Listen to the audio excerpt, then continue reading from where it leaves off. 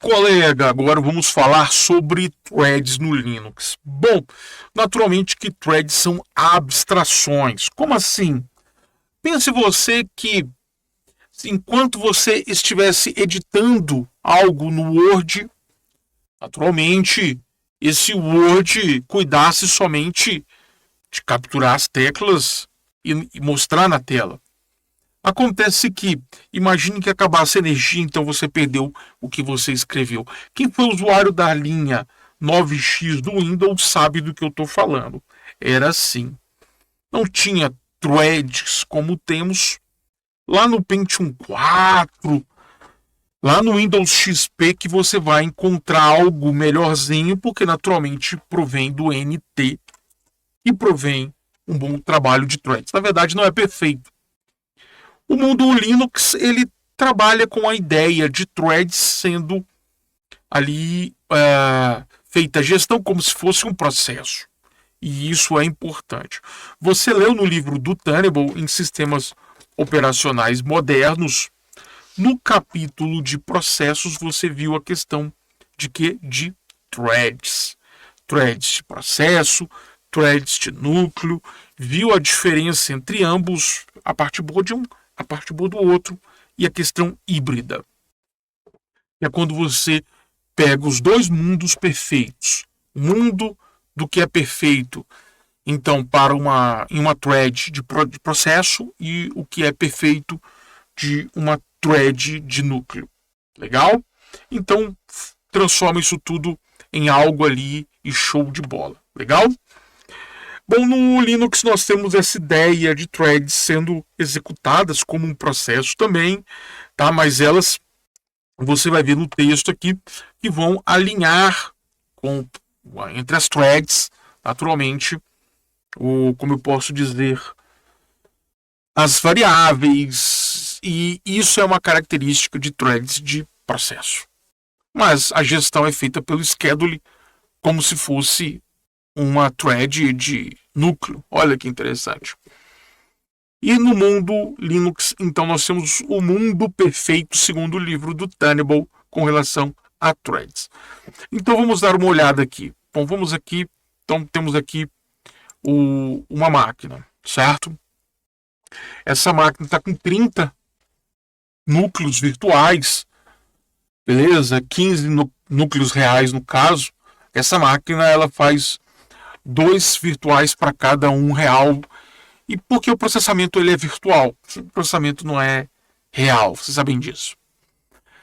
Bom, e você pode reparar que todas as threads, ou seja, todas as linhas do meu processador estão ali em uso, ou seja, eu tenho 83 coisas acontecendo, né, na minha máquina, boa parte esperando dispositivos de entrada e saída, mas olha o OBS Studio aqui, o quanto de threads ele abriu.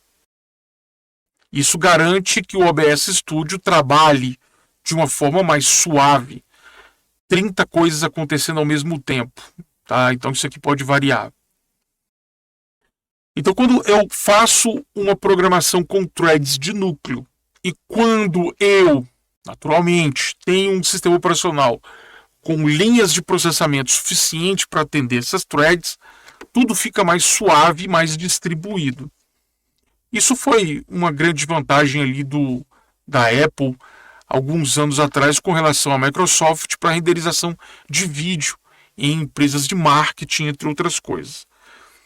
Porque o Linux também, embora fosse coerente com a ideia do macOS, que provém lá do Unix, ele é coerente, mas o problema do Linux é que ele não tinha uma boa interface gráfica que chamasse aquela galera de marketing. Mas se você olhar, hoje um Linux moderno ele é atraente, nem tanto, eu sou muito mais atraente que o Linux, com certeza. Close. Pô, lembrei agora como é que é o nome? Pô, tinha um personagem na escola do professor Raimundo que era engraçado pra caramba. Não sou tão atraente, na verdade eu sou mais atraente que o Linux, lógico. E aí o que acontece? Já chama esse grupo, essas pessoas de marketing, né, para nossa área aqui. Então, threads de kernel, usamos threads de kernel. Peraí, deixa eu só mandar uma mensagem aqui. Bom, mandei. Frequentemente, então, nós utilizamos o kernel para fazer esse processamento em segundo plano. Legal? No mundo Linux, nós utilizamos uma biblioteca chamada libpthread. Tá? Nós chamamos ela de pthreads. Isso é interessante, cara. Peraí. Usar. Deixa eu mandar um negócio aqui, uma mensagem.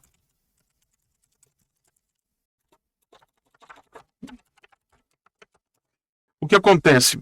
Eu tô trabalhando, galera. Trabalhando e gravando vídeo. Mas estou trabalhando de domingo, tá? Hoje é domingo, tá? Hoje é domingo. E estou trabalhando aqui em meu código e dando aula ao mesmo tempo, infelizmente. Bom, vamos lá. Então nós temos aqui a pthreads, né? Nós temos uma implementação de pthreads. Essa implementação ela está na libpthread.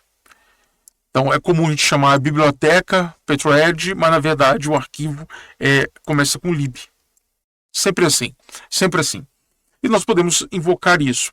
E ela é padrão POSIX. Na verdade, tudo que é padrão POSIX, você vai encontrar essa pthread. Tá? Aqui eu tenho explicação do código abaixo. Eu vou explicar então eu mesmo aqui para você no código. Então nós temos aqui a biblioteca IOStream. Então quando for feita a compilação disso aqui, essa compilação vai fazer a linkagem com essa biblioteca e a linkagem com essa biblioteca. Repare que eu não estou trazendo o ponto H para isso aqui, então quer dizer que ele vai fazer um compilado menor, né? E agora, peraí. Não, peraí. Esquece. Sim, não, faz isso não. Desculpa. Legal, vamos lá. Aqui eu tenho, então, pthreads. Aqui eu tenho o namespace standard. Eu não deveria ter colocado, porque eu coloquei aqui depois e esqueci de vir tirar daqui. Então, você tem duas formas de fazer threads. A forma mais bonita é quando você cria uma classe que herda de thread, porque você pode manipular o objeto com mais propriedade. O objeto referente a thread. Para melhorar a aula, o cachorro que tá no estúdio começou a roncar. Puta que pariu. Hoje, domingo, o negócio é sinistro, hein? Então, aqui eu tenho uma função, que é a segunda forma de você rodar threads. Você cria uma função e cria um objeto thread a assumir essa função. Um objeto thread do sistema, não o seu. Esse aqui é o mais usado pela galera de infraestrutura.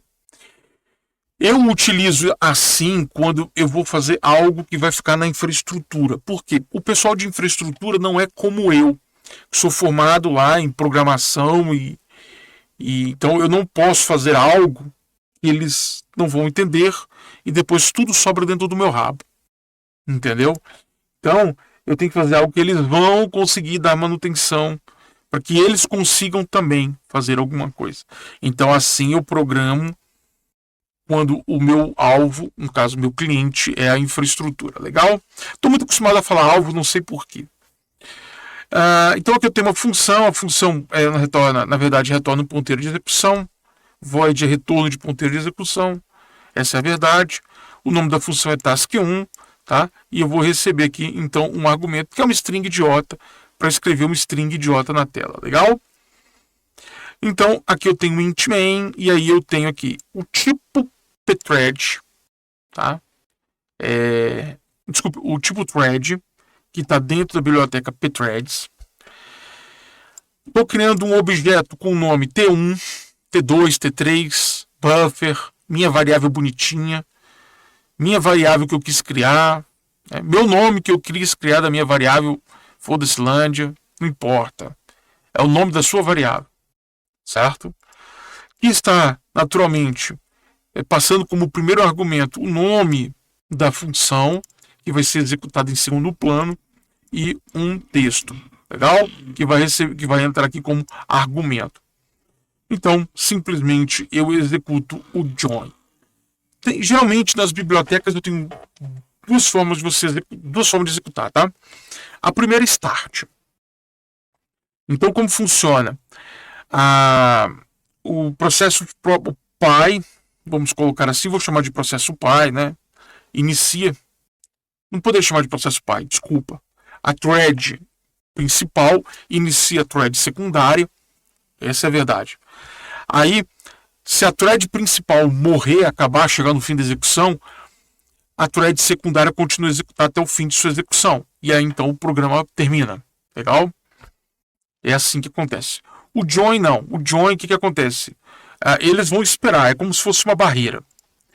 Isso aqui, você tem que, para entender a barreira, a teoria de barreiras, você tem que pegar o livro do Tenable, mas no capítulo, lá de sistemas operacionais modernos, no capítulo de multiprocessamento.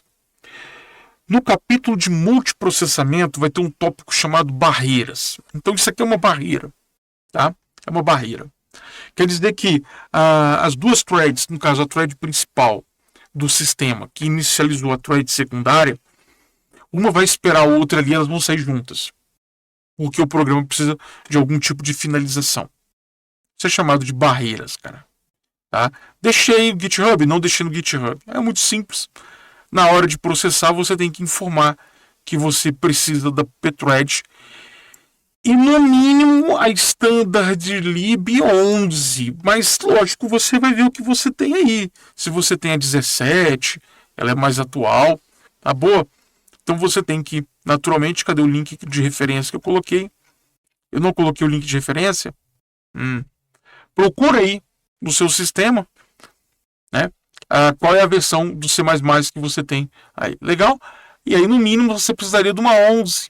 E então você chamaria de pthread CPP, pthread, desculpa, thread.